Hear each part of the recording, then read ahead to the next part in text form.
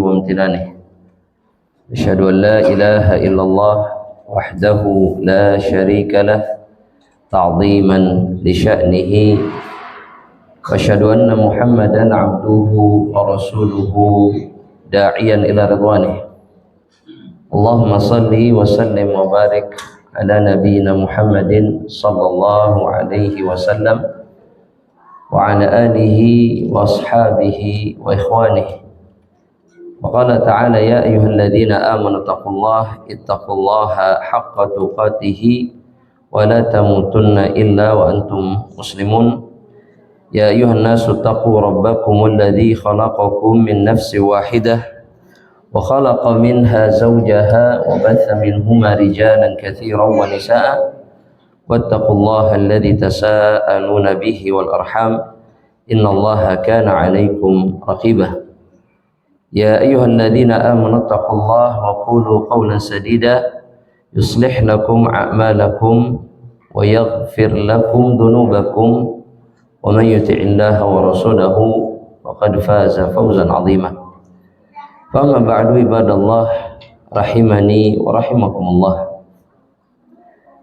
Pertama-tama kami pun mengucapkan terima kasih kepada pihak DKM Al-Ukhuwah yang telah memberikan dan berkenan memberikan kesempatan kepada kaum muslimin untuk bisa menyelenggarakan kajian di masjid ini. Alhamdulillah, mudah-mudahan menjadi pahala yang mengalir insyaallah taala. Yauma la yanfa'u malun wala banun, di hari di mana tidak berguna lagi harta dan keturunan, illa man atallaha biqalbin salim, kecuali yang datang menghadap Allah Subhanahu wa taala dengan membawa hati yang selamat dan membawa amal saleh, kebaikan demi kebaikan kelak pada hari kiamat.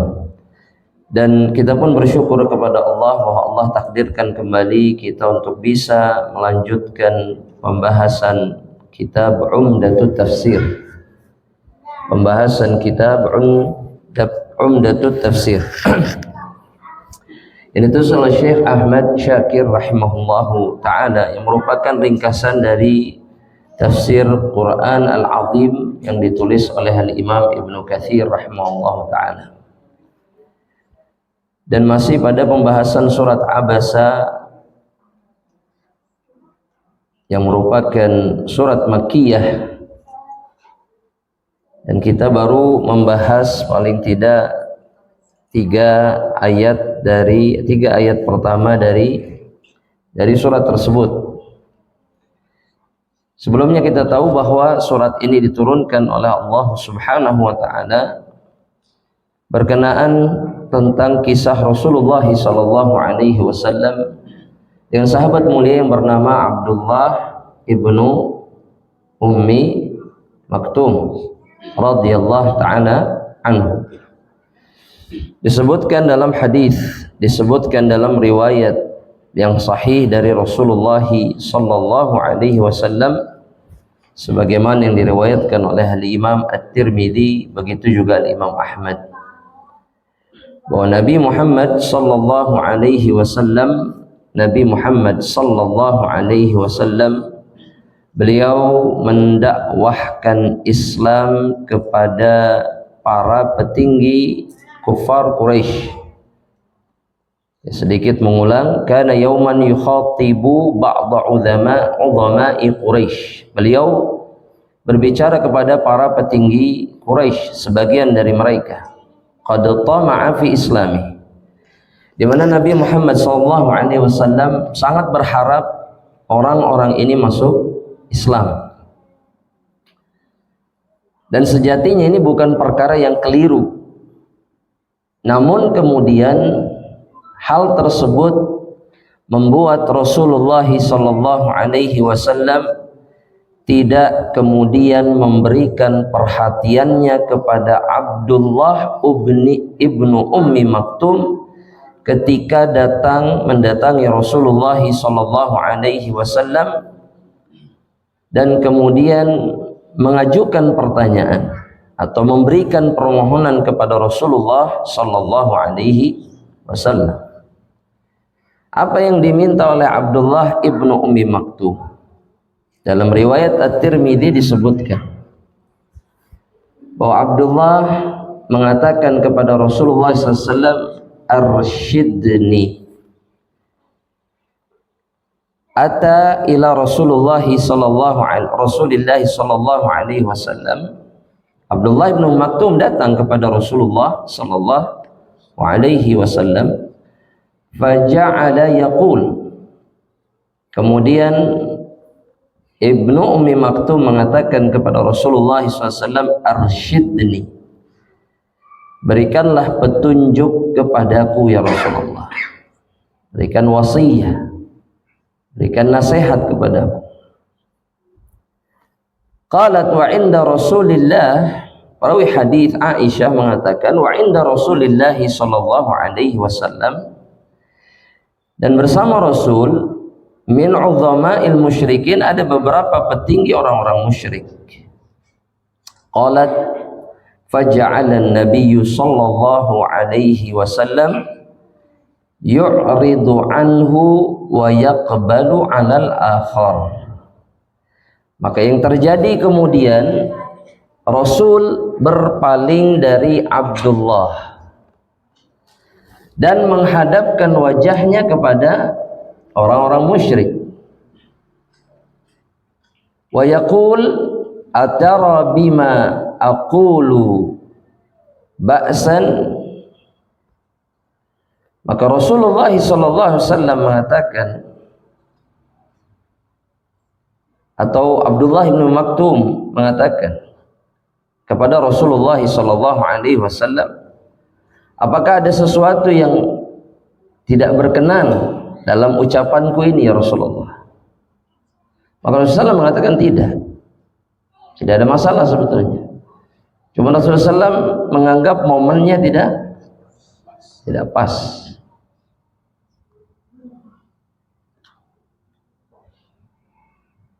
Dan sunnahnya memang ketika berbicara tentang seseorang yang sedang berbicara dengan orang lain, itu adalah tidak masuk di tengah-tengah pembicaraan. Ada dua kemungkinan kata para ulama. Pada saat itu sunnah ini belum diajarkan, sehingga ketika melihat Rasulullah SAW sedang berbicara, Abdullah Ibnu Ummi Maktum kemudian masuk di tengah-tengah pembicaraan. Atau yang kedua, kemungkinan yang kedua, yang kemudian ditegur di sini adalah Rasulullah sallallahu alaihi wasallam, bukan Abdullah Ibnu Ummi Maktum, meskipun beliau juga keliru memotong pembicaraan di tengah-tengah. Karena Nabi Muhammad sallallahu alaihi wasallam itu tidak pantas sedikit pun untuk kemudian berakhlak tidak baik kepada orang yang beriman. Karena Allah Subhanahu wa taala berfirman di dalam Al-Qur'an, di dalam surat Al-Qalam, Allah Subhanahu wa taala mengatakan, wa innaka la'ala khuluqin azim. Sesungguhnya engkau Muhammad berada di atas akhlak yang agung. Tidak pantas bagi Nabi Muhammad sallallahu alaihi wasallam kemudian memiliki akhlak yang tidak baik kepada orang-orang beriman. Di sini apa yang tidak baik dari Rasulullah SAW? Bermuka masam. Jadi berwajah tidak berseri-seri. Itu sudah merupakan bentuk akhlak yang tidak baik. Subhanallah. Ya, bahkan sebagaimana yang Ana mungkin pernah sampaikan dalam kajian-kajian sebelumnya, di antara ciri manusia punya akhlak baik itu salah satunya adalah basyasyatul wajh. Dia memiliki wajah yang berseri-seri. Itu ciri manusia yang berakhlak baik. Fa fi hadza unzilat abasa wa tawalla. Maka kata Ibunda Aisyah, karena sebab ini, karena sebab kejadian antara Rasulullah SAW dengan siapa? Abdullah Ibnu Ummi Maktum, maka turunlah firman Allah Subhanahu wa taala, abasa wa tawalla. Dan inilah kata sebagian ulama, teguran Allah Subhanahu wa ta'ala yang paling tegas kepada Rasulullah sallallahu alaihi wasallam. Ya, tidak pernah lebih dari ini. Dan semenjak hari itu Rasulullah sallallahu alaihi wasallam tidak pernah lagi menyia-nyiakan dan kemudian tidak menghormati Abdullah ibnu Ummi Maktum. Ahibati fillah wa ikhwani fid din, kita lanjutkan apa yang dijelaskan oleh Imam Ibnu Katsir. Kisah ini diriwayatkan juga dari beberapa tabi'in dan tabi'ut tabi'in, dan mereka mengatakan bahwa surat Abasa nuzilat fi ibni Ummi Maktum. Bahwa surat Abasa ini diturunkan berkaitan dengan ibnu Ummi Maktum. Al-masyhur, yang masyhur nama beliau adalah Abdullah, yang masyhur di kalangan para ulama berdasarkan riwayat-riwayat itu namanya Abdullah. Tapi juga ada yang menyebutkan namanya Amr, namanya Amr. Jadi Amr ibnu Ummi Maktum. Al-Imam Ibnu Katsir kemudian mengatakan, kalla innaha tadhkirah, ay hadhihi surah ay al-wasiyatu bil musawati bainan nas. Bahwasanya surat ini, surat Abasa ini, atau kata beliau al-wasiyatu bil musawati bainan nas, yang merupakan wasiat dari Allah Subhanahu wa ta'ala untuk memperlakukan manusia dengan sama, namanya musawah, memperlakukan manusia dengan sama. Ya, al-ilm baina syarifihim wa wadi'ihim, ya fi iblaghil ilmi baina syarifihim wa wadi'ihim, yakni dalam perkara menyampaikan ilmu antara yang mulia. Syarif di sini maknanya mulia atau punya kedudukan. Syarif ini maknanya apa? Mulia atau punya kedudukan. Dan ini umumnya digunakan untuk menamakan keturunan-keturunan Rasulullah sallallahu alaihi wasallam. Ya, yang laki-lakinya disebut dengan syarif, yang perempuannya disebut dengan syarifah. Ya, dan ini umum dari zaman dulu. Dari zaman dulu ini disebutkan. Karena kedudukan mereka di sisi Rasulullah sallallahu alaihi wasallam. Tapi di dalam masalah ilmu itu ada persamaan, tidak ada perbedaan antara yang punya kedudukan ataupun yang tidak punya kedudukan. Di sini disebutkan dengan wadi, yang rendah kedudukan. Sebagaimana yang juga disebutkan oleh Al-Imam Qatadah dan Imam As-Suddi dari kalangan tabi'in, kalla innaha tadhkirah, bahwasanya sesungguhnya apa yang disampaikan oleh Nabi Muhammad sallallahu alaihi wasallam itu adalah Al-Qur'an. Al-Qur'an yang memang setiap orang punya hak yang sama untuk mendapatkan. Tidak ada perbedaan. Setiap orang punya hak yang sama untuk mendapatkannya, baik itu punya kedudukan atau tidak punya kedudukan. Makanya kalau kita lihat majelisnya Rasulullah SAW, yang berkumpul di majelis Rasulullah SAW siapa? Para sahabat. Para sahabat ini semuanya punya kedudukan atau tidak? Tidak. Maksudnya dalam kehidupan punya kedudukan? Tidak. Ada yang sangat fakir, betul? Ada yang sangat kaya, betul?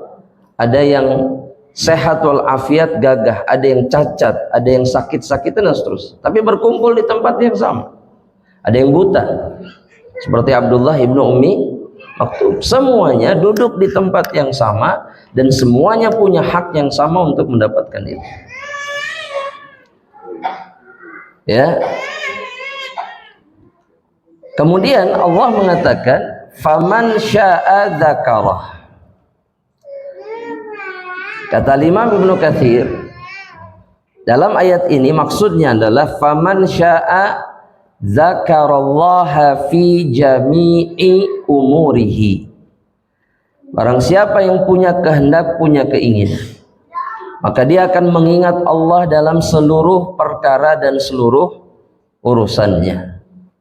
Wah, apa yang disampaikan oleh Nabi Muhammad sallallahu alaihi wasallam, ya, itu Al-Quran, baik itu surat Abasa ataupun surat Al-Quran yang lainnya, itu semua bagi mereka-mereka yang punya keinginan, yang punya iman, maka mereka akan mengingat Allah dengannya dalam segala urusannya. Al-Quran ini Allah subhanahu wa ta'ala kemudian katakan dalam ayat berikutnya fi suhufin mukarramah. Allah subhanahu wa ta'ala ya simpan Al-Quran ini, kalamullah ini, fi suhufin mukarramah, di lembaran yang dimuliakan, ay mu'azzamah, diagungkan, muwaqqarah, dihormati, dimuliakan, marfu'atin, apa lanjutannya? Marfu'atin mutahharah, aliyatul qadri, kata Imam Ibnu Katsir, kedudukannya tinggi, mutahharah, suci atau disucikan. Disucikan dari apa? Kata Ibnu Katsir, minad danas, dari kotoran, waziyadah, dari tambahan, wan naqsi, dan dari kekurangan. Al-Quran ini suci dari 3 perkara ini, dari kotoran, dari keburukan, dari perkara yang tidak layak ya datang dari Allah subhanahu wa ta'ala, yang tidak layak kemudian dilakukan, isinya dilakukan, diamalkan oleh hamba-hamba Allah. Kemudian ziyadah, nggak ada tambahan ya. Al-Quran bisa ditambah, bisa dikurangi, tidak juga ya. Wan naqs, dan tidak bisa juga kemudian dikurangi. Itu makna dari kata mutahhar. Apa alasannya Al-Quran tidak bersih dari kotoran, tidak bisa ditambah, tidak bisa dikurangi? Alasannya adalah karena dia kalamullah, dan apapun yang datangnya dari Allah sempurna. Apapun yang datangnya dari Allah sempurna, meskipun akal manusia tidak bisa mencernanya. Betul? Jamaah? Betul? Ya. Kenapa? Karena akal manusia terbatas, tidak bisa mencerna apa yang dilakukan dan ditetapkan oleh Rabbnya. Itu masalahnya ya, itu yang jadi masalah. Bi aidi safarah, yang Allah kemudian jadikan lembaran-lembaran ini bi aidi, di tangannya safarah. Di tangannya siapa? Safarah. Nah, kata safarah ini memiliki beberapa makna. Safarah, ada di tangannya safarah. Di antara makna kata safarah, sebagaimana yang dikatakan Ibnu Abbas dan murid-muridnya, hiyal malaikah, artinya adalah para malaikat ya, para malaikat. Ini makna yang pertama. Jadi makna safarah itu adalah para malaikat. Yang kedua, maknanya Wahab, dari Wahab ibnu Munabbih, dan juga dari Qatadah atau dari Wahab bin Munabbih, yang artinya adalah hum ashabu Muhammadin sallallahu alaihi wasallam. Safarah itu adalah para sahabat Nabi ya, para sahabat Nabi, karena para sahabat Nabi lah yang membawa Al-Quran dan menyebarkannya kepada generasi berikutnya. Betul Pak? Bagaimana caranya para sahabat mengemban Al-Quran? Satu, dengan dihafal, ulang lagi sekali, dengan dihafal. Yang kedua, dengan dicatat dan ditulis ya. Kemudian yang ketiga, apa caranya? diajarkan kepada generasi berikutnya. Dan merekalah yang dipilih oleh Allah kemudian untuk membawa Al-Quran kepada seluruh umat manusia setelah Rasulullah SAW. Makna yang ketiga adalah Al-Qurra. Makna safarah yang ketiga adalah Al-Qurra, orang yang membaca atau ahli membaca Al-Quran. Ya, baik maknanya ahli membaca Al-Quran ini adalah ahli di dalam membaca saja, maksudnya makharijnya baik, benar dan seterusnya, atau ahli dalam qiraat. Qiraat itu artinya apa? Apa artinya qiraat? Riwayat apa? Qiraah itu yang jumlahnya ada berapa? Jamaah. Qiraah yang jumlahnya ada berapa? 7 yang muttafaq, 7 yang disepakati, nggak ada khilaf, 7. Ditambah 3 riwayat lagi, ya. Dan ini ada perselisihan dalam 3 riwayat ini. Jadi jumlahnya berapa? 10. Nah, yang dimaksud dengan qiraah adalah cara membaca Al-Quran sebagaimana diturunkan kepada Nabi Muhammad sallallahu alaihi wasallam. Dan Nabi sendiri sallallahu alaihi wasallam, Nabi Muhammad sallallahu alaihi wasallam sendiri dalam satu dalam satu hadis Nabi mengatakan bahwa Quran ini diturunkan di atas 7 huruf, kata Nabi Muhammad SAW. Unzilal Quran ala sab'ati ahrufin. Quran itu diturunkan dalam 7 huruf. Bahasanya gitu bahasa Nabi. Ini hadis sahih riwayat Imam Bukhari Muslim. Yang maksud dengan 7 huruf ini adalah dengan 7 cara membaca.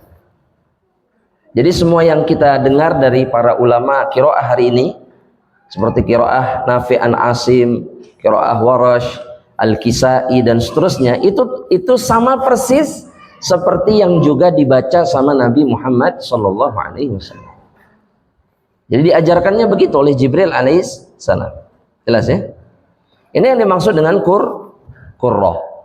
Ya, baik cuman bisa pinter sahih membacanya, atau kemudian juga paham betul tentang qiraah. Nah, mereka lah yang disebut dengan safarah. Ya, safarah.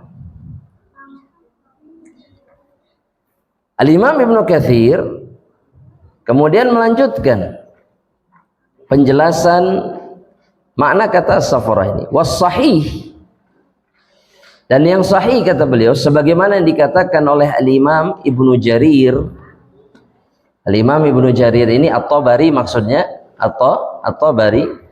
Was sahih as-safaratu al-malaikah. Makna yang benar adalah bahwa yang namanya safarah itu adalah malaikat.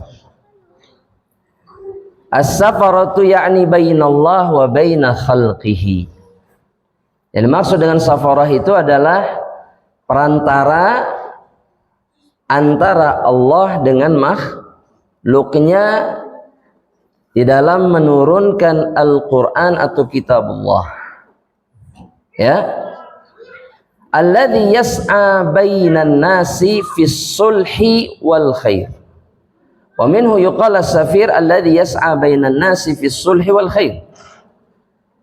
Dan juga dikatakan kata Imam Ibnu Katsir, yang namanya safarah atau safir juga disebutnya, itu adalah sosok yang menjaga dan memperbaiki hubungan antara manusia Itu juga disebutnya apa? Safir. Ya. Jadi sosok-sosok yang menjadi perantara kebaikan, itu maknanya safir atau safarah. Jamaknya safarah. Nah, malaikat itu yang memenuhi syarat dan sifat tersebut. Ya. Karena malaikat itu hanya menginginkan kebaikan bagi hamba-hamba Allah Subhanahu wa taala. Malaikat punya itikat buruk atau tidak? Tidak punya. Berbeda dengan manusia. Ya. Nah, malaikat kata Ibnu Katsir, wa ju'ilatil malaikatu idza nasalat biwahyillah wa ta'diyatihi kas-safiril ladzi yuslihu bainal qaum. Nah, ketika Al-Qur'an itu diturunkan melalui para malaikat, mereka turun membawa ayat-ayat Allah dan menyampaikannya kepada para nabi, mereka tidak ubahnya seperti seorang safir sebagai seorang utusan alladzi yuslihu bainal qaum, yang mendamaikan atau memperbaiki hubungan antara satu kaum dengan kaum yang lain. Mereka datang membawa kebaikan di antara mereka. Ada satu catatan, ya hadirin dirahmati oleh Allah Subhanahu wa taala, berkaitan dengan qurra, dengan orang yang ahli qiraah, ya, atau dengan orang yang banyak membaca Al-Qur'an. Ada catatan sedikit. Nabi Muhammad sallallahu alaihi wasallam dalam riwayat yang diriwayatkan, ya, oleh Al-Imam At-Tirmidzi, oleh Al-Imam At-Tirmidzi dan juga Al-Imam An-Nasa'i, dengan sanad yang sahih, Nabi Muhammad sallallahu alaihi wasallam mengatakan, aktsaru munafiqi ummati qurra'uha. Ini sebagai pengingat bagi kita semuanya. Aktsaru munafiqi ummati qurra'uha. Kebanyakan orang-orang munafik di antara umatku adalah para qurra'nya. Adalah para qurra'nya. Artinya orang yang suka membaca Al-Quran. Tulis saja dulu, tulis. Ini hadisnya sahih. Nanti kita lihat penjelasan para ulama tentang kalimat ini. Yang dimaksud oleh Nabi Muhammad sallallahu alaihi wasallam adalah orang-orang yang membaca Al-Quran bukan karena Allah, hanya ingin dilihat oleh manusia. Karena membaca Al-Quran itu adalah ibadah yang sangat mungkin disusupi oleh riya. Dan tidak sedikit manusia yang kemudian membaca Al-Quran dengan sangat baik semata-mata agar mendapatkan pujian manusia. Ini amalan hati memang. Ya, ini hati seseorang dengan Allah Subhanahu wa ta'ala. Tapi Allah dan Rasulnya memberikan pengingat bahwa amalan ini bisa menjerumuskan seseorang kepada riya. Oleh sebab itu kita tahu, di antara golongan yang pertama yang akan diazab sama Allah nanti di akhirat siapa, Pak? Orang alim. Dalam riwayat yang sama disebutkan qari atau pembaca Al-Quran. Ketika ditanya sama Allah nanti di akhirat, kenapa engkau belajar? Kenapa engkau membaca Al-Quran dengan sangat baik? Maka jawabannya, karena engkau ya Allah. Maka kata Allah, kadzabta, engkau berdusta. Ya, ini yang diingatkan. Supaya kita senantiasa ingat bahwa membaca Al-Quran harus selalu karena Allah Subhanahu wa ta'ala. Kita lanjutkan. Kemudian Allah Subhanahu wa ta'ala berfirman, ya, di ayat yang ke-16. Allah Subhanahu wa ta'ala mengatakan, ya, kiramin bararah, bahwa para malaikat ini khuluquhum karim hasanun syarif, bahwa akhlak mereka itu mulia, baik ya, dan sangat terhormat. Wa akhlaquhum wa af'aluhum, akhlak mereka kata Ibnu Katsir dan perbuatan mereka barratun, baik, barrah itu artinya baik, tahiratun, suci, kamilatun, sempurna, sempurna. Dan yang menjadi alasan karena para malaikat diciptakan dalam keadaan hanya apa? Untuk beribadah kepada Allah. Dan lagi sekali lagi, kenapa para malaikat akhlaknya baik, perbuatannya baik? Karena mereka diciptakan hanya untuk beribadah. Sifat mereka la ya'sunallaha ma amarahum wa yaf'aluna ma yu'mar. Dalam surat Al-Hasyr, ya, dalam surat Al-Hasyr, At-Tahrim, dalam surat At-Tahrim, Allah Subhanahu wa taala mengatakan apa? La ya'sunallah, mereka itu tidak pernah bermaksiat kepada Allah. Wa yaf'aluna ma yu'marun, dan mereka melakukan apa yang diperintahkan. Nah, orang manusia misalkan, kalau kemudian sifat utamanya adalah mereka tidak bermaksiat kepada Allah dan mentaati apa yang diperintahkan, maka merekalah yang paling mendekati sifat para malaikat. Jadi semakin taat, semakin menjalankan perintah Allah dan tidak bermaksiat, maka semakin dekat mereka dengan para malaikat. Sebaliknya, semakin mereka bermaksiat dan semakin mereka tidak taat, tidak menjalankan perintah Allah, maka mereka semakin dekat dengan siapa? Kebalikannya malaikat, syaitan.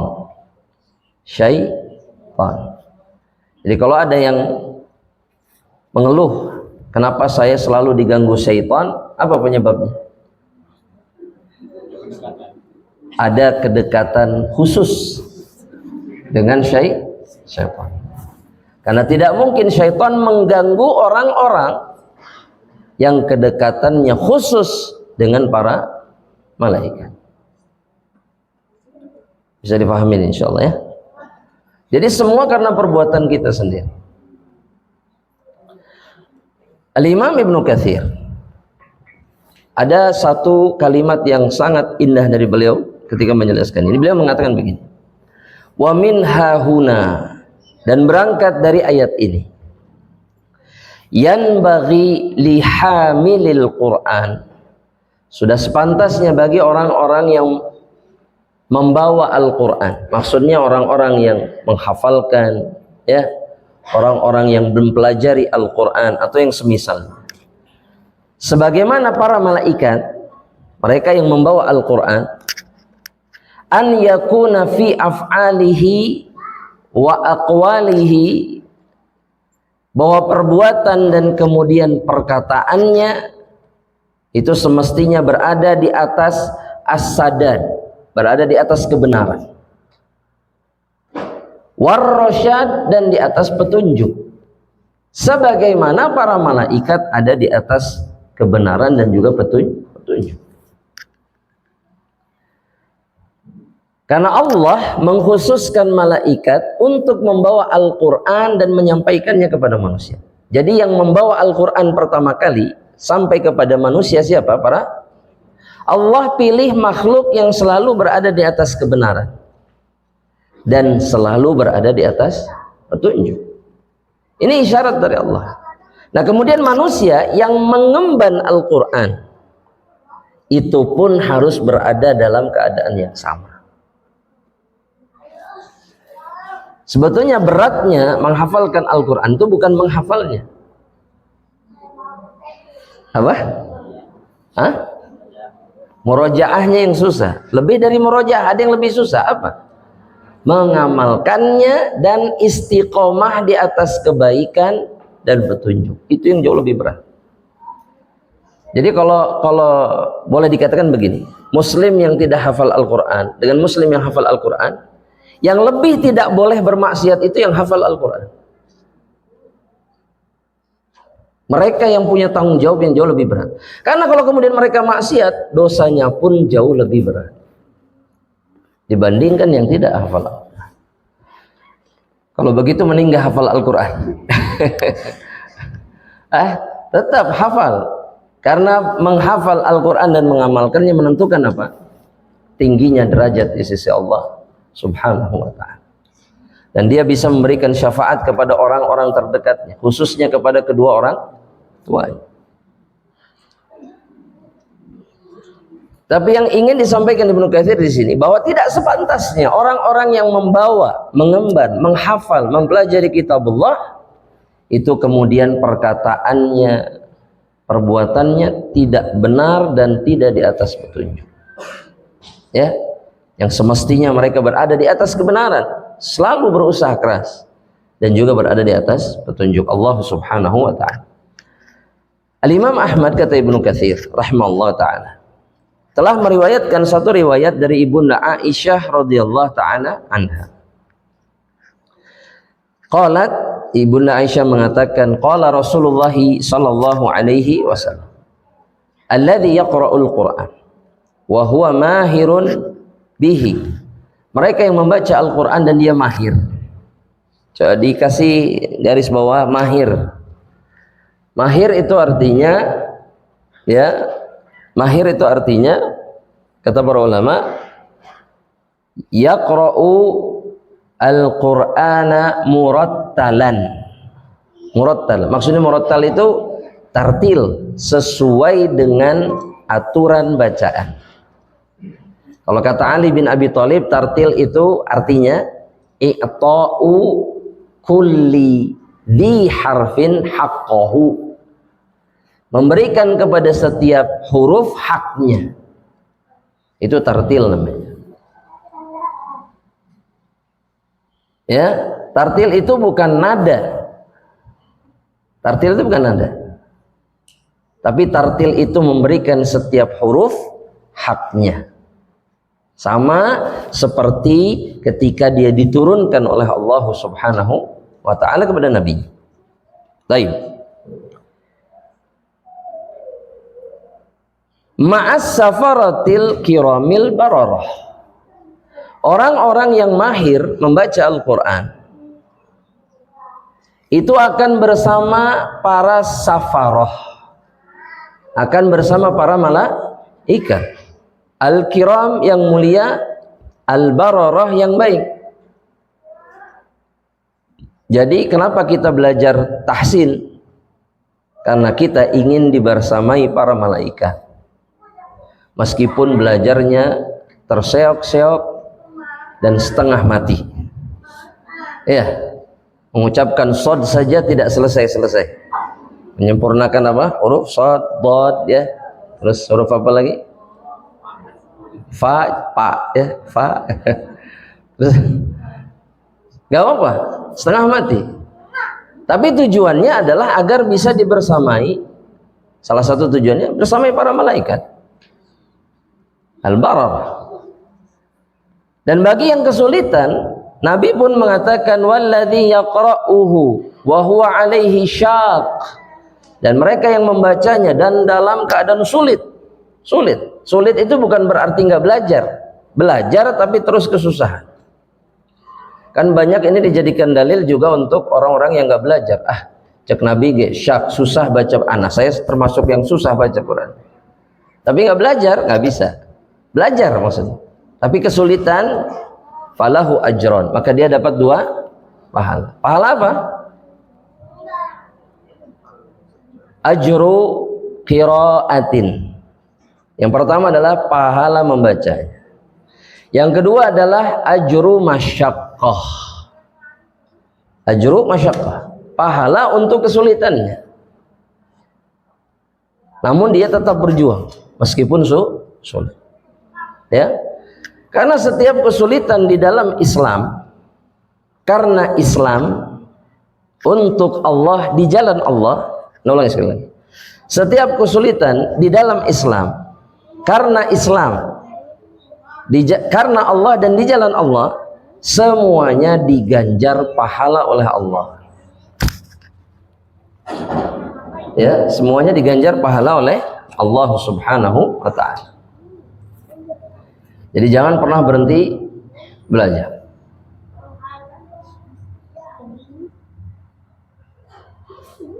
Kemudian Allah Subhanahu wa ta'ala berfirman, kata Ibnu Katsir, qutilal insanu ma akfarah min ayyi syai'in khalaqah min nutfatin khalaqahu faqaddarah. Yaqulu ta'ala, kata Ibnu Katsir, Allah ta'ala berfirman, liman ankaral ba'tsa wan nusyura min bani Adam. Allah kemudian berfirman mencela mereka-mereka yang mengingkari hari kebangkitan dan hari dikumpulkannya manusia di padang mahsyar dari kalangan anak Adam, dengan mengatakan qutilal insanu ma akfarah. Artinya, kata Ibnu Abbas, qutilal insan ay lu'inal insan, manusia itu dilaknat. Ya, manusia itu dilaknat. Dan laknat ini untuk manusia al-mukadzib, kata beliau, yang mendustakan. Laknat ini bagi mereka yang mendustakan. Likathrati takdzibihi bila mustanadin, karena banyaknya dia mendustakan tanpa mustanad, tanpa dalil, tanpa bukti. Ya, ada orang membawa kebenaran terus dia bilang bohong misalkan, tapi dia nggak punya bukti. Ini namanya mukadzib. Namanya apa? Mukadzib. Karena ketika kita mendustakan orang lain, atau maksudnya mengingkari orang lain, harus di atas bukti. Bal bimujarradil istib'ad wa adamil ilm. Yang membuat dia mendustakan itu cuma dua penyebabnya. Dan ini umumnya penyebab kenapa orang mengingkari tapi tanpa dalil. Yang satu, yang pertama adalah istib'ad. Istib'ad itu artinya meyakini sesuatu itu gak mungkin terjadi. Ini lebih ke arah apa? Logika. Ya, mustahil. Masa iya dari tanah, dari tulang jadi lagi gitu. Itu kan hujahnya orang kafir kan seperti itu. Gak mungkin. Ya. Man yuhyil idhama wa hiya ramim. Siapa yang bisa menghidupkan tulang dalam keadaan dia ramim? Ramim itu sudah habis dagingnya, sudah hancur. Siapa lagi yang bisa membangkitkannya? Ini namanya apa? Istib'ad. Anda mau tanya, boleh nggak kita melakukan ini di dalam Islam? Nggak mungkin. Boleh nggak? Sekedar gitu aja ngomongnya gitu. Maksudnya tanpa ada hujjah. Nggak mungkin. Bisa nggak kita mengatakan seperti ini dalam Islam? Nggak bisa. Nggak bisa. Kalaupun kita mau mengatakan nggak mungkin, harus ada apa? Dasarnya. Harus ada mustanadnya kalau kata Ibnu Katsir. Satu itu. Yang kedua, penyebab yang kedua yang menyebabkan dia mendustakan apa? Adamul ilmi, tidak punya ilmu. Dan ini penyebab yang paling kuat. Atau dengan kata lain, adamul ilmi itu sama dengan apa? Al-jahlu. Jahl. Jahl itu tidak tahu, tidak punya ilmu. Nah, orang yang berada di atas kejahilan itu disebutnya jahil kalau dalam bahasa Arab atau dalam Islam, ya. Nah, ketika Allah mengatakan ma akfara, manusia yang mendustakan ini, ma akfara artinya adalah, kata Ibnu Jurayj, ama asyadda kufrah, sungguh berat kekufurannya. Sungguh berat kekufuran. Ini Allah sendiri yang mengatakan, orang-orang yang mendustakan hari kebangkitan, orang-orang yang mendustakan hari dikumpulkannya manusia di padang mahsyar, maka sungguh kufur, sungguh ingkar manusia-manusia yang seperti ini. Ya, meskipun ada penafsiran yang lain dari Ibnu Jarir, kata Ibnu Katsir, Mungkin ditambahkan catatannya supaya kita pahami. Kenapa Ibnu Katsir sering mengutip perkataan Ibnu Jarir? Sering sekali. Begitu juga Ibnu Abbas, ya. Karena Ibnu Jarir At-Tabari itu, ya, beliau adalah imamnya para mufassirin yang datang setelahnya. Jadi hampir semua mufassir, ya, seperti Ibnu Katsir salah satunya, itu merujuk kepada tafsir Ibnu Jarir. Dan Ibnu Jarir diantara mufassir yang menggabungkan antara riwayah dengan dirayah. Tulis aja, tulis. Yang menggabungkan antara apa? Riwayah dengan dirayah. Jadi tafsir itu ada yang tafsir biriwayah, ada juga yang dirayah. Ya. Tafsir biriwayah itu adalah dengan menyebutkan sanad-sanad, diriwayatkan makna dari ayat ini riwayatnya dan seterusnya. Adapun dirayah adalah dengan mengumpulkan pendapat-pendapat para salafus salih tentang ayat-ayat tertentu. Ini namanya dirayah. Mengambil hikmah, mengeluarkan faidah dari ayat, ini namanya dirayah.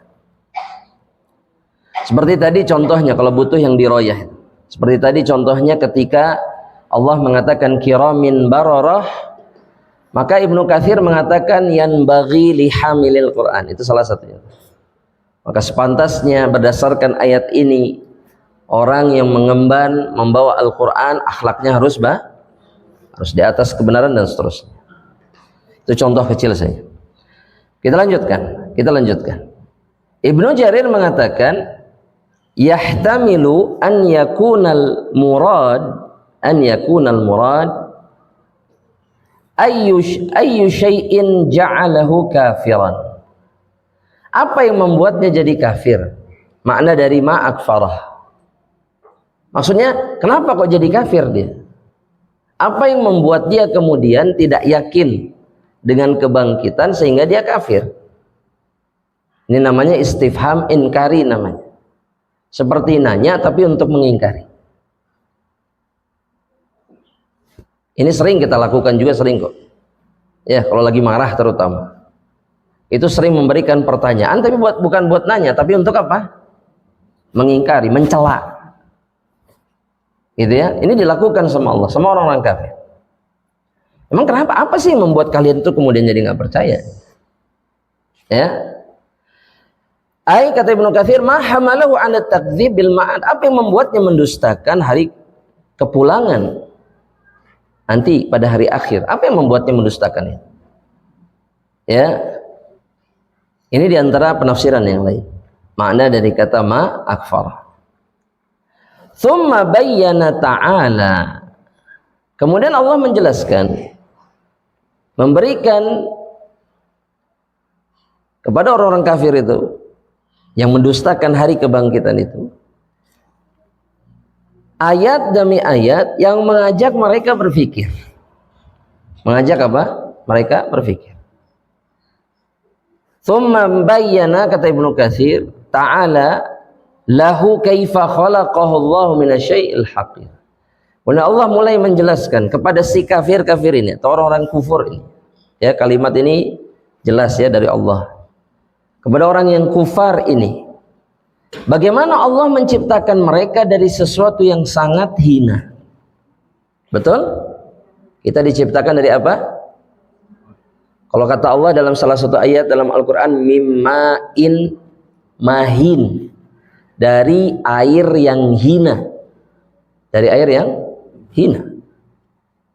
Jadi maksudnya menjijikkan. Dari air yang menjijikkan. Jadi diajak berpikir. Mereka diciptakan dari itu. Dan semua orang kan, hatta orang kafir sadar bahwa bayi itu percampuran dari antara air laki-laki dengan air perempuan. Kan mereka paham itu. Tapi kenapa kemudian mengingkari hari kebangkitan? Kan gitu. Ya, penciptaannya mereka sepakat. Air laki-laki ketemu air perempuan. Tapi kok kebangkitannya mereka ingkari. Min nutfatin khalaqahu faqaddarah. Ya, dari nutfah Allah ciptakan mereka, kemudian qaddarahu, Allah menetapkan takdir mereka. Di sini Ibnu Katsir menjelaskan yang dimaksud dengan qaddarahu. Qaddara ajalahu. Allah menetapkan ajal mereka. Wa rizqahu, dan rizki mereka. Wa amalahu, dan amalan mereka. Syaqiyun au sa'id, dan kemudian bahagia atau sengsaranya mereka itu ditakdirkan oleh siapa? Allah Subhanahu wa taala. Dan Allah melakukan ini di usia kehamilan berapa bulan? 4 bulan. Secara khusus diutus malaikat untuk meniupkan ruh juga, dan kemudian mencatat takdir mereka, menetapkan atas perintah Allah Subhanahu wa taala. Sebagaimana disebutkan dalam hadis yang sahih dari Abdullah ibnu Mas'ud. Tsumma sabila yassarah, kemudian dimudahkan keluar sama Allah. Dari mana? Setelah tercipta jadi bayi, ditetapkan takdirnya, diberikan ruh, kemudian dimudahkan jalan keluarnya. Dari mana? Dari perut ibunya. Kata Ibnu Abbas, Ibnu Katsir mengutip perkataan Ibnu Abbas, "Tsumma yassara alaihi khurujahu min batni ummihi." Kemudian Allah memudahkan jalan keluarnya dari perut ibunya. Coba pikirkan. Bayi keluar dari perut ibunya. Setelah 9 bulan dia kokoh, tak tergoyahkan di dalam rahim ibunya. Yang memudahkannya keluar siapa? Allah. Karena secara akli gak mungkin. Betul nggak? Tiba-tiba ini saya kasih contoh yang sangat sederhana. Ya, ini berhubungan dengan istri saya sendiri. Anak terakhir itu pembukaan turun. Sampai pembukaan ke berapa? 5 atau 6. Itu kembali mengecil pembukaan.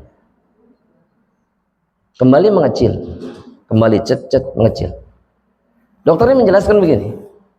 Alasannya karena bayinya itu tidak kuat untuk keluar dengan cara itu. Jadi Allah sudah menciptakan rahim perempuan itu, ketika tahu bayinya beresiko, itu sama Allah mekanisme rahim itu sudah dibuat seperti itu. Dan itu nggak bisa diatur oleh apapun dan siapapun, nggak bisa diatur sama obat, nggak bisa. Meskipun sudah dikasih obat untuk ngebuka, dia malah mengecil. Di situ saya semakin yakin firman Allah Subhanahu wa taala yang satu. Tsumma sabila yassar. Allah yang memudahkan jalannya. Paham? Hadirin paham? Ya? Jadi bisa keluar, yang tadinya belok bisa lurus, betul? Yang tadinya kepalanya di atas tahu-tahu di bawah. Siapa yang melakukan itu? Allah Subhanahu wa ta'ala. Nah, Allah mengajak berpikir ini orang-orang kafir ini. Kemudian dimudahkan keluar dari perut ibunya. Masih mau mengingkari juga. Apa yang sulit sebetulnya? Apa yang sulit? Tidak ada bagi Allah. Tidak ada yang sulit.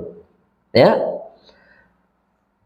Kemudian ya, Ibnu Katsir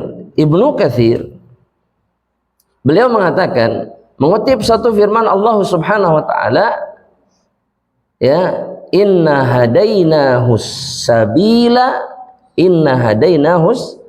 sabila imma syakiran wa imma kafur. Di sini beliau memberikan contoh ayat yang lain dalam surat Al-Insan ayat ketiga, bahwa makna sabil sebagaimana yang Allah sebutkan tadi, tsumma sabila yassar, maknanya adalah jalan. Satu itu maknanya, ya. Allah kadang menggunakannya untuk menunjukkan apa? Jalan keluar. Seperti dalam ayat ini, jalan keluar dari sesuatu. Atau kemudian juga sabil maknanya adalah jalan hidayah atau jalan petunjuk. Nah, yang memberikan petunjuk juga itu Allah Subhanahu wa taala. Imma syakiran, imma kafur. Manusia itu ada yang bersyukur, ada yang kufur.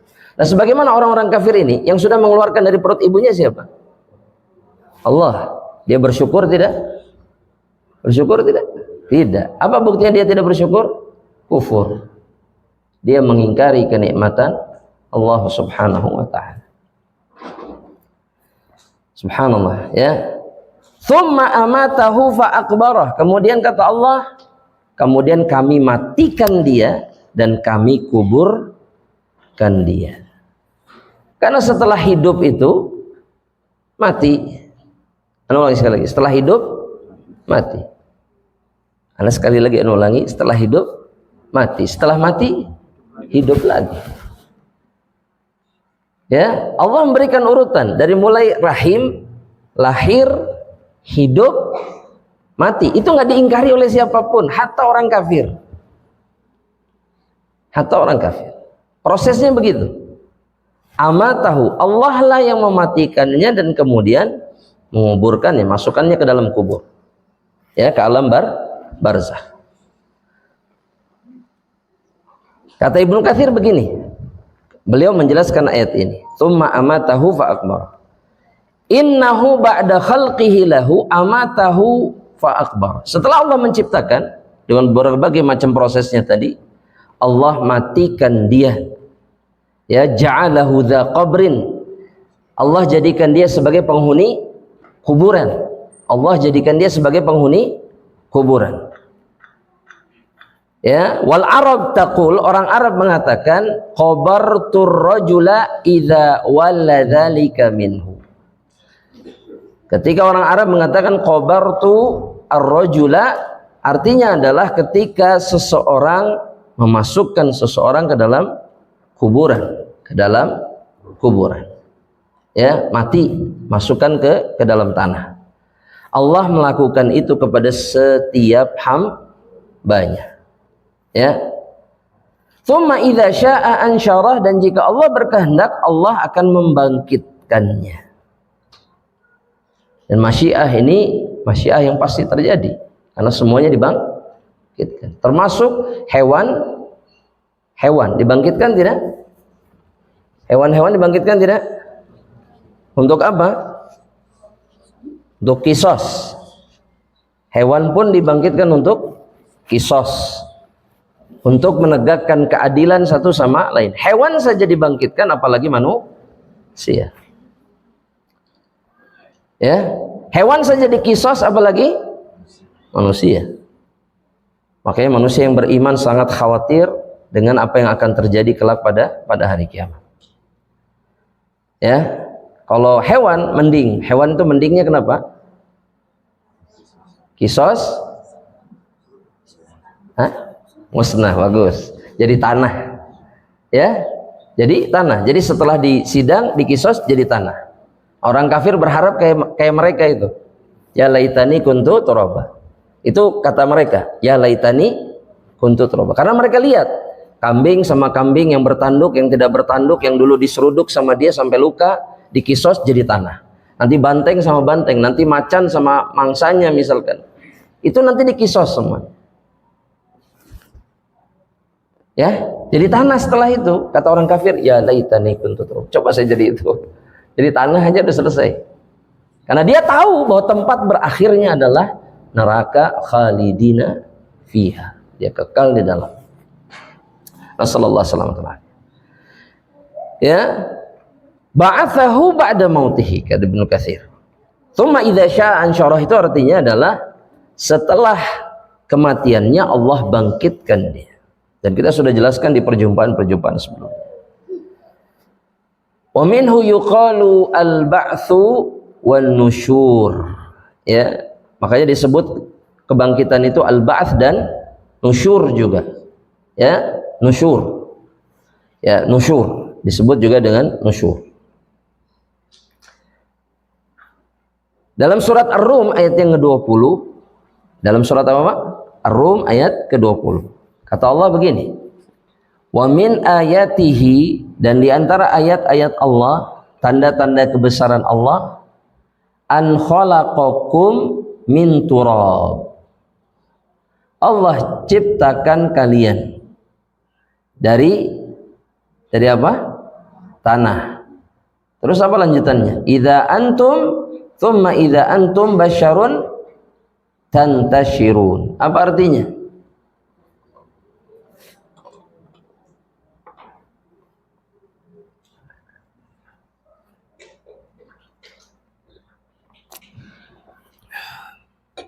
Apa artinya?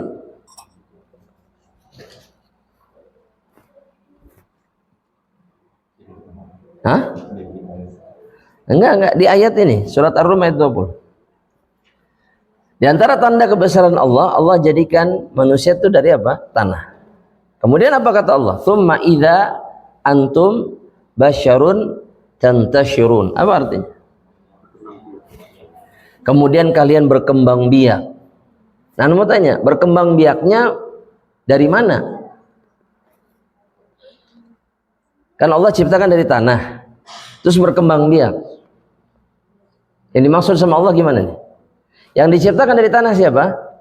Adam saja. Dari Adam berkembang biak jadi manusia melalui apa? Air. Makanya dalam ayat yang lain, ya, wa khalaqna minal ma'i kulla syai'in hayy, kata Allah. Dan kami ciptakan dari air itu setiap makhluk hidup. Jadi nggak ada kontradiksi. Manusia yang pertama dari tanah, tapi kemudian cara berkembang biak seterusnya selanjutnya melalui apa? Air.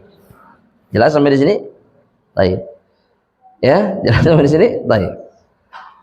Nah, ini yang dimaksud sama Allah. Tantashirun, berkembang biak. Ya. Dalam ayat yang lain, dalam surat Al-Baqarah ayat yang ke-200 berapa? 59. Kata Allah begini, "Wanzur ilal idhami kaifa nun shizuha." Nun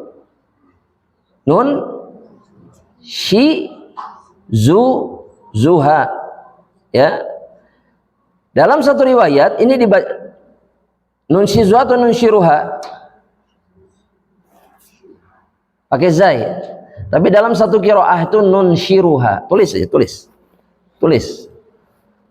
Kalau qiraat Asim, ya, Nafi'an Asim itu nun shizuha, pakai zai.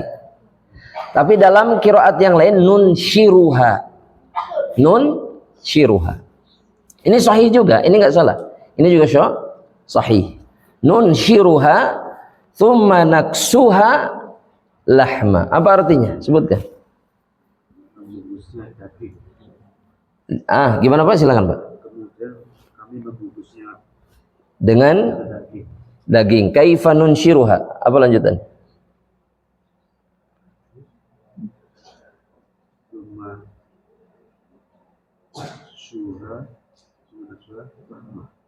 Artinya apa itu Pak? Ayo silakan. Saling ta'awun, enggak apa-apa. Kemudian kami membungkusnya. Membungkusnya dengan daging. Kaifa nunshiruha. Nah, itu makna yang itu apa? Dilihat aja nggak apa-apa. Kalau dibayang-bayang nggak akan ketemu. Boleh nyontek ke terjemah kepada tafsir, silakan. Ayo, ada bentuk. Silakan. Ayo pemuda, ini yang di depan nih, pemuda. Jadi terjemahannya cuman bagaimana kami membungkus daging gitu. Cuman itu aja. Gak ada lagi yang lain. Bagaimana kami mengumpulkannya. Jadi kan ini berbicara tentang yang hewan yang sudah jadi tulang kan. Kemudian dibangkitkan lagi sama Allah Subhanahu wa taala. Betul nggak? Jadi Allah datangkan lagi, kumpulkan lagi. Ini makna nusyur di sini. Allah bangkitkan dan kemudian kumpulkan. Jadi daging-daging itu didatangkan lagi sama Allah, kemudian membungkus tulang-tulang itu. Kemudian setelah itu hidup, bangkit lagi. Allah ingin menunjukkan kepada orang tersebut bagaimana Allah menciptakan, mengembalikan lagi makhluk yang sudah mati. Paling tidak ada 5 ayat dalam Al-Quran yang Allah, di mana dalam ayat itu Allah membuktikan caranya Allah kemudian membangkitkan makhluk yang sudah mati. Salah satunya kepada Ibrahim alaihissalam. Ya, ketika Ibrahim minta sama Allah, tunjukkan kepada kaifa tuhyil mauta, bagaimana engkau menghidupkan yang mati. Kata Allah, suruh motong apa? Burung. Terus suruh dicabik-cabik, dipotong-potong. Kemudian disimpan. Simpan di mana? Dipecah-pecah di bukit-bukit. Kemudian panggil lagi burung itu. Maka daging-daging itu berkumpul. Kembali lagi menjadi satu bagian. Hidup. Jadi Allah sudah pernah membuktikannya secara kasat mata langsung. Bagaimana cara Allah membangkitkan yang mati. Jadi Nabi Ibrahim mengalaminya. Terus orang yang dalam ayat ini juga mengalaminya. Semua mengalami.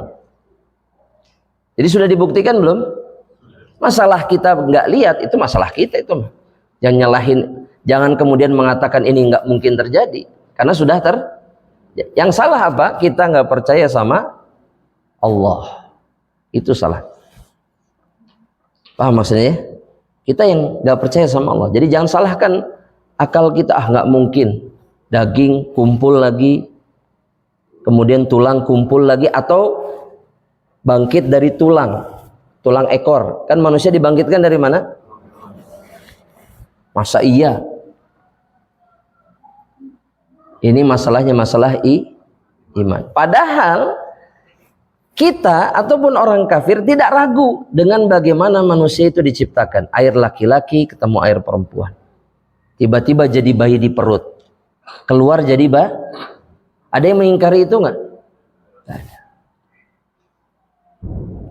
Ketika Allah mengawali kehidupan, kita tidak mengingkari. Apa yang harus membuat kita kemudian ingkar ketika Allah mengembalikan kehidupan? Mudah bagi Allah? Mudah. Gak ada yang sulit. Semudah Allah menciptakan kita dari air. Sampai detik ini, meskipun mungkin para ahlinya sama, gak ada yang bisa kemudian menjawab bagaimana air ketemu air jadi manusia. Udah begitu punya ruh lagi. Betul? Sampai detik ini kan bisa membuahi di luar rahim, bisa kan? Bisa nggak? Bisa. Tapi memberikan ruh tetap harus dikembalikan ke tempat di mana Allah meniupkan ruh, yaitu rahim. Mudah bagi Allah? Mudah. Membuahinya saja kalau di luar rahim butuh ratusan juta. Tapi tidak membutuhkan biaya sedikit pun jika terjadi dalam rahim. Mudah? Mudah sekali. Maka membangkitkannya pun sangat mudah bagi siapa? Bagi Allah Subhanahu wa ta'ala. Kita lanjutkan. Al-Imam Ibnu Abi Hatim meriwayatkan dari Abu Sa'id Al-Khudri. Abu Sa'id Al-Khudri. Dari Nabi Muhammad sallallahu alaihi wasallam, ya'kulu turabu kulla syai'in minal insan illa ajabu dzambah. Setiap illa ajabu dzanabi. Setiap tulang, setiap bagian manusia itu dimakan sama tanah kecuali tulang ekor. Satu-satunya bagian tubuh, rangka tubuh yang tidak hancur oleh tanah cuman tulang ekor. Qila wa ma huwa ya Rasulullah? Apa itu ajabu dzanabah? Mithlu habbati khardalin minhu yunsha'un. Bagian tulang yang besarnya itu seperti biji khordal, biji sawi. Jadi bagian tulang ekor yang disebut dengan ajabu dzanab itu cuman sebesar biji sawi.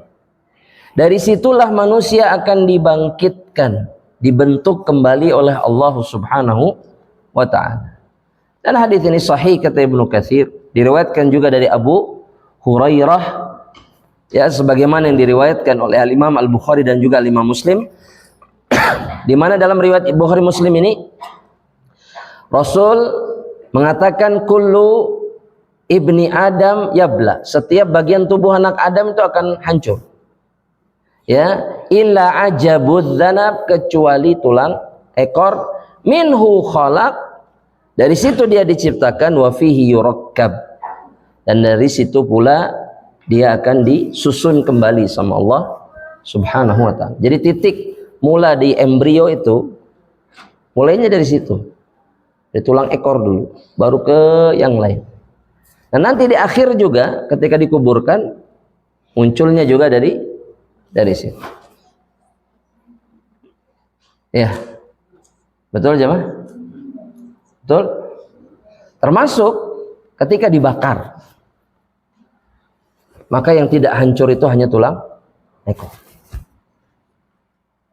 Tulang ekor itu tidak bisa juga dibakar, gak hancur gitu. Subhanallah ya. Padahal sama-sama.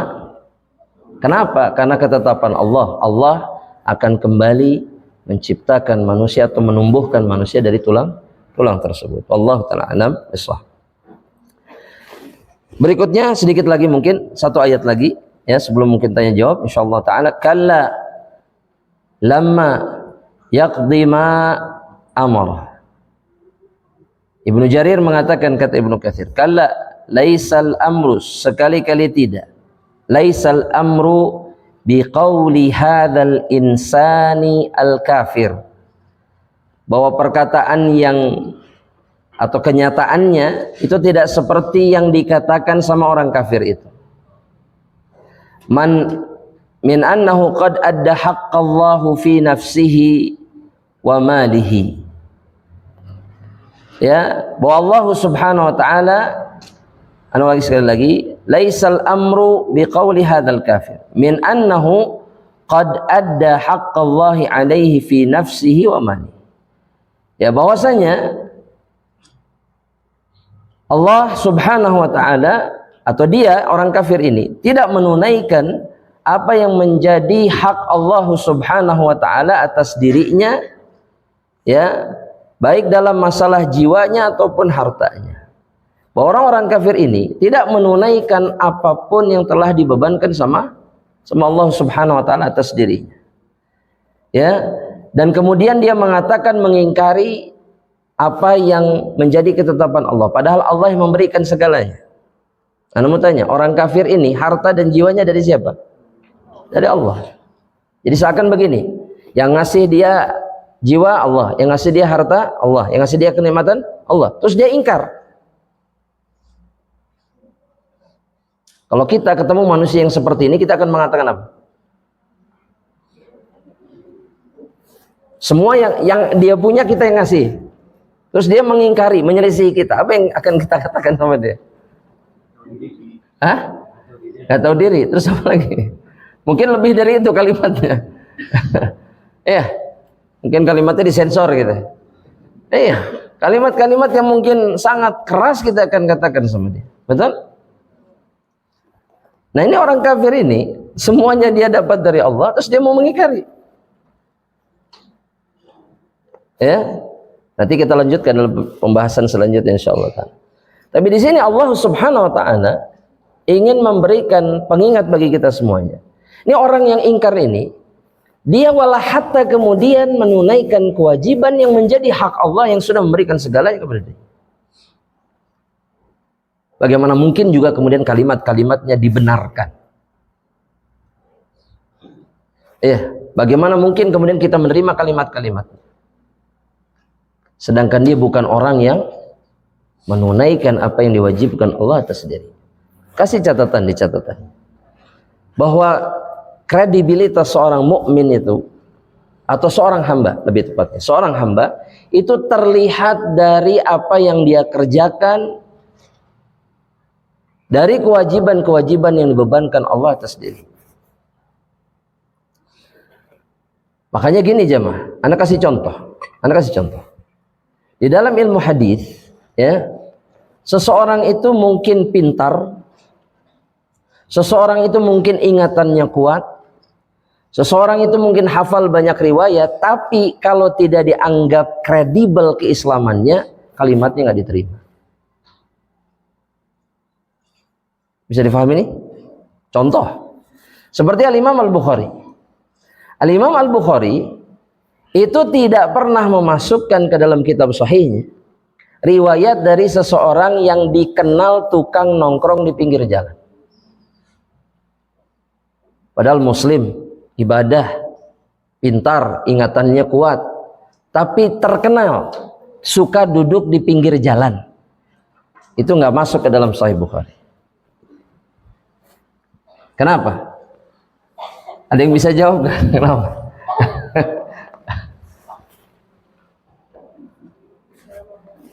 Ayo, siapa yang bisa jawab?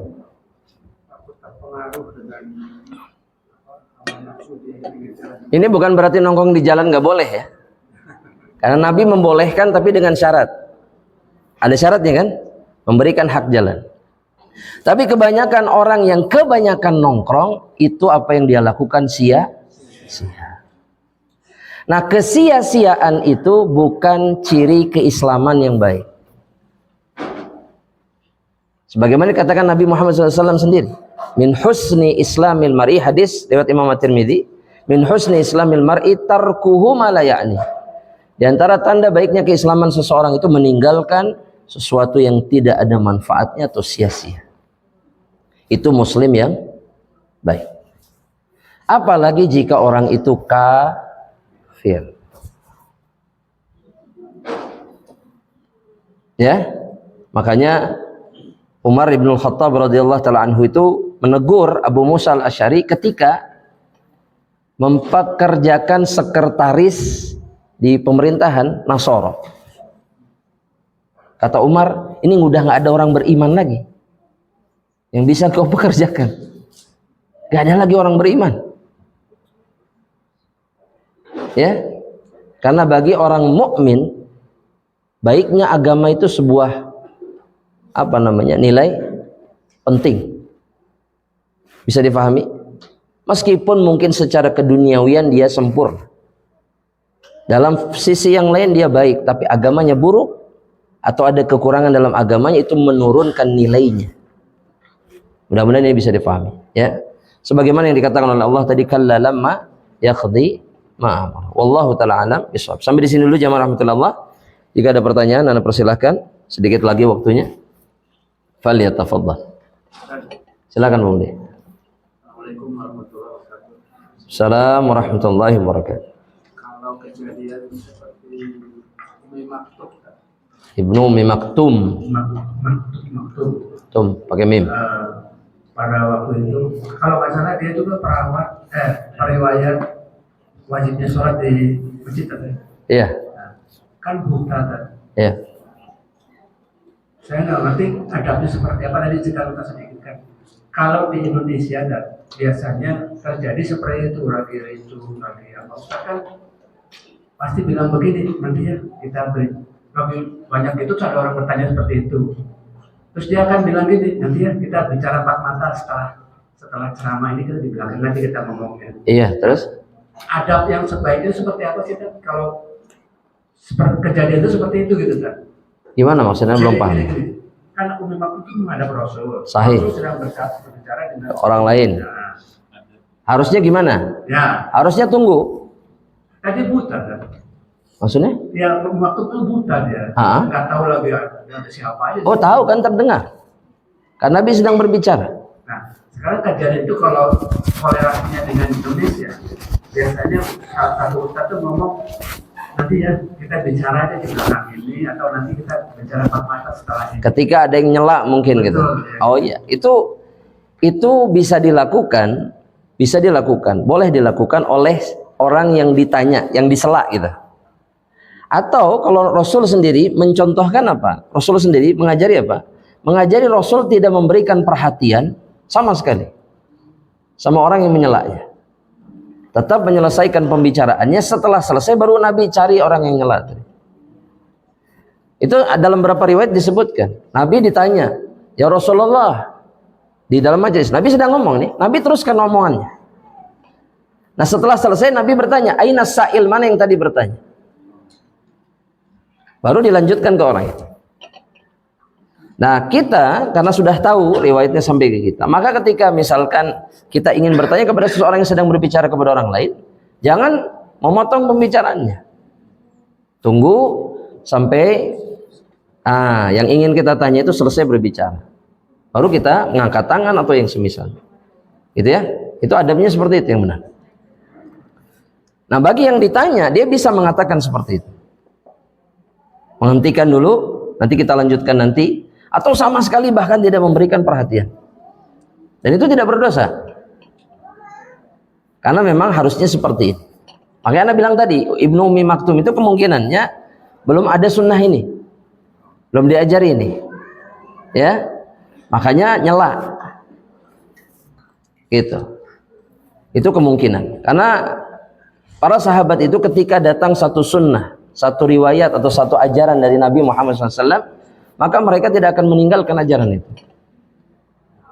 Nah ketika mereka menyelisihi atau melakukan sesuatu, itu pasti orang yang belum tahu, belum sampai kepada mereka hadis tentang itu. Mungkin, itu mungkin, karena nggak semuanya tinggal bersama Rasulullah SAW, tidak semuanya mendengar hadis dari Rasulullah SAW secara langsung. Jadi mungkin dia datang kemudian tidak tahu. Ya, wallahu a'lam bishawab. Mudah-mudahan jelas insyaallah. Silakan. Waalaikumsalam warahmatullahi wabarakatuh. Silakan Pak. Sedikit mungkin tadi Ustaz mengatakan kalau kita itu punya hak yang sama dalam bermajelis ataupun beribadah di masjid. Betul. Nah, ada beberapa mungkin yang itu haknya sama kan, di masjid manapun itu hak kita kan, baik itu yang sehat, yang cacat dan lain sebagainya. Iya betul Pak. Betul. Nah kalaupun kita masuk ke suatu masjid dan pandangan di masjid tersebut ada satu yang mungkin diskriminatif kepada kita, apa yang kita perbuat Ustaz? Itu aja mungkin. Ya tetap di masjid itu aja. Itu kan rumah Allah. Itu rumah Allah. Jadi nggak usah ditanggapi itu. Nggak usah ditanggapi. Saya kasih contoh. Ada seorang Arab Badui, kisah yang kencing di masjid itu. Itu kan yang diskriminatif kan satu masjid.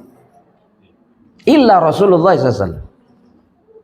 Maksudnya yang lain sudah siap berdiri, sudah siap mencegah, ya kan? Menganggap sudah ini kan keterlaluan, melampaui batas, gitu ya. Satu. Illa Rasulullah SAW, da'uh kata Nabi, tinggalkan dia. Kemudian setelah itu ya diperintahkan oleh Nabi dibanjur saja tempat. Terus orangnya dipanggil. Kata Nabi, inna hadzal masjid, hadzal bait, rumah ini, masjid ini, itulah tempat yang tidak pantas untuk melakukan hal yang seperti ini. Ini hanya untuk ibadah, tasbih, takbir, tahmid dan seterusnya. Dijelaskan sama Nabi Muhammad sallallahu alaihi wasallam. Alhamdulillah, barakallahu fiik. Iya, syukran. Dan setelah itu Arab Badui ini tetap di masjid atau pergi?